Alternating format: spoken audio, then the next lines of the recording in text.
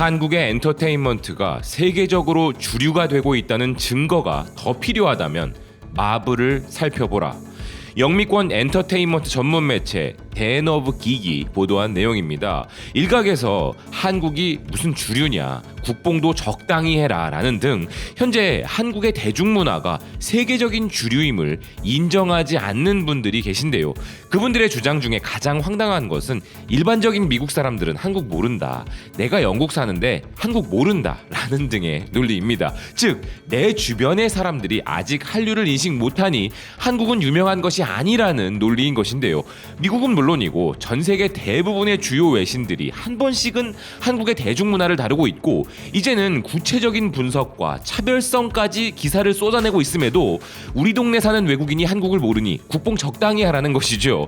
하지만 그 논리는 우리 동네에 나랑 친한 어르신 한 분이 아이언맨을 모르시던데 로다주가 무슨 세계적 스타냐라는 논리와 같습니다. 그럼 어쨌든 진짜 한류가 안 유명한지 한번 살펴보도록 하죠. 해당 기사는 BTS부터 부산까지 마블이 한국에 구애하는 방법이라는 기사인데요. 한국 엔터테인먼트가 세계적으로 주류라는 증거로 마블의 한국 전략에 대해 소개하는 기사는 BTS 지민이 작곡하고 비와 함께 부른 곡 프렌즈가 마블의 이터널스 사운드 트랙에 포함되어 많은 BTS 아미들은 BTS가 세계 최대 프랜차이즈 마블에 포함된 것에 흥분하고 있다 전했습니다. 미국은 일부 미국인들의 믿음과 달리 우주의 중심은 아니지만 세계 최대의 대중문화 수출국이며 한동안 그래왔다는 기사의 내용인데요. 번외적으로 한국의 문화 자부심을 국뽕주의자로 폄하하는 이들이 또 하나 하는 주장 중에는 미국 봐라, 걔네들이 국뽕하디? 일본 봐라, 걔들이 뭐 이런 것도 있습니다. 그런데 그들은 기사의 지적처럼 애초에 국뽕을 넘어 그들이 우주의 중심이라고 믿는 차원에 있기에 드러나지 않을 뿐인 것입니다. 프랑스인이 미국인이 혹은 그 어느 나라 사람도 개인주의적이어서 국뽕이 없는 것이 아니라 이미 오랜 시간 지속되어 온 그들의 문화 지배력으로 인하여 그건 당연한 거다라는 자부심을 넘은 오만이 그들에게 있는 것인데요. 다시 기사로 돌아와서 한국 문화와 미국 기업들 간의 시도는 오징어 게임의 경이적인 성공에 힘입어 최근에야 주류 미국 문화로 접어들었으나 마블은 이미 몇 년 전부터 한국 엔터테인먼트 산업과 시장에 구애해 왔다는 것입니다. 혹시나 이 기사가 주요 외신 기사가 아니라 이 내용 인정 못한다는 분들 계실까봐 주류 언론의 기사들도 한번 소개해드리겠습니다. 미국의 블룸버그가 주요 외신이 아니라고 하실 분은 안 계실 테니 이 기사를 한번 소개해드려 보겠는데요. 이 기사는 심지어 한국 문화 붐과 미국의 문화 붐의 차이까지 분석하고 있습니다. 기사는 미국의 소프트 파워에 대해 말하자면 과거 미국과 소련과의 냉전 중에도 청바지를 입고 미국 음악을 찾던 소련의 10대들과 니카라과 정부가 미국의 지원을 받는 게릴라군과 싸우는 동안에도 미국 프로그램을 방송했던 니카라과의 방송국들만 봐도 알 수 있듯이 할리우드와 빌보드 핫백은 미국 해병대만큼이나 자유민주주의를 세계에 수출하는 데 많은 기여를 했다고 보는 한편 한국은 다른 방식의 메가 히트를 만들어냈다고 하는데요. 그리고 그 효과는 미국의 이념적인 방식이라기보다는 경제적 측면에서의 기여가 더 크다고 비교 분석하고 있습니다. 그런데 여기서 우리가 주목할 점은 이 기사가 우리 한류를 비교하는 대상이 지금 이 순간에도 전 세계를 호령하는 최대 문화 수출국이자 수많은 국가들의 삶에 큰 영향을 끼치고 있는 미국 대중문화라는 점인데요. 냉전 시대에 미국이 소련을 무너뜨린 데에 해병대만큼의 큰 역할을 한 미국의 소프트 파워를 현 시점의 한류와 비교하는 것 그 자체만 봐도 한류가 주류라는 것에는 이견이 없다는 것이죠. 심지어 미국 지역지에서도 한국 대중문화의 주류 논리에는 이견이 없습니다. 우리 중 대부분은 미국의 미시간이 어디 있는지도 모르는 것이 정상이지만 미시간주의 지역지 더 미시간 데일리 기사는 오징어 게임의 흥행에 주목했는데요. 기사 내용에는 한류를 타고 한국 드라마 오징어 게임이 미국 넷플릭스 1위에 올라섰는데 이런 일이 일어난 것은 놀라운 일이 아니며 한류가 미국뿐 아니라 전 세계를 넘어섰으며 BTS와 K-팝 팬들의 열렬한 트위터 스레드가 이를 증명한다는 보도 내용도 있었습니다. 그런데 블룸버그는 경제산업 전문 매체이고 이 기사도 미국 지역지의 보도이니 주요 외신은 아니라는 분들을 위해 영국 매체도 하나 준비해 보았는데요. 그럼 가디언은 어떨까요? 영국의 일간지이며 영국의 정론지 중 구독자가 가장 많은 신문 중 하나인 만큼 국뽕 폄하주의자들이 봐도 듣보잡이라고 말하기는 조금 어려울 텐데요. 이 매체의 문화면에 실린 기사 내용이 뭔지 아십니까? 오징어 게임에 푹 빠졌다면 다음에 볼 최고의 K-드라마 10편 소개입니다. 일명 대중음반업계에서 원히트 원더라는 잠깐 유행했다가 사라지는 노래처럼 오징어 게임이 그저 우연히 한번 흥행하고 사라질 한국 작품이라는 국뽕 폄하주의자들의 논리가 부서지는 순간인 것이죠.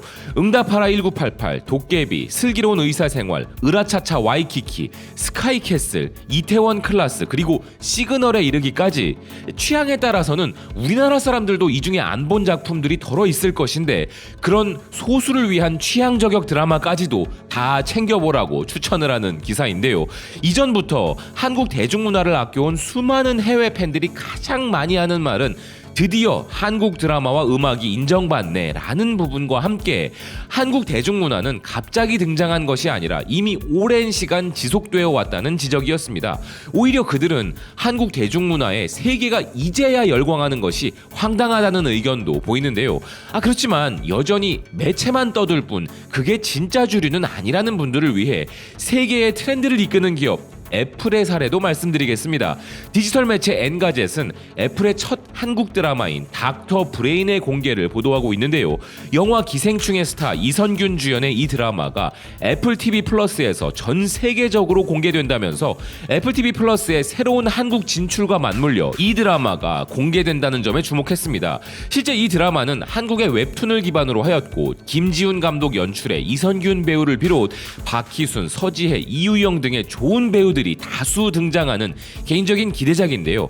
애플TV의 한국 진출에 맞춰 이 드라마를 공개하는 것은 기업의 전략상 중요한 부분이겠으나 한국 드라마를 통해 애플이 의도하는 것의 핵심은 비단 한국 시장의 진출 세리머니가 아니라 한국 드라마의 영향력이 전 세계적으로 끼치는 점을 감안하여 전 세계 공개를 동시에 진행한다는 부분일 것입니다. 그럼 애플만이 한국 대중문화를 통한 확장에 전념하고 있는 것인가 하면 또 다른 세계 최대 기업 아마존 역시도 제프 베조스의 오징어 게임 극찬에 이어 그들의 스트리밍 서비스인 아마존 프라임을 통해 무려 10개의 한국 드라마를 출시하고 있는데요.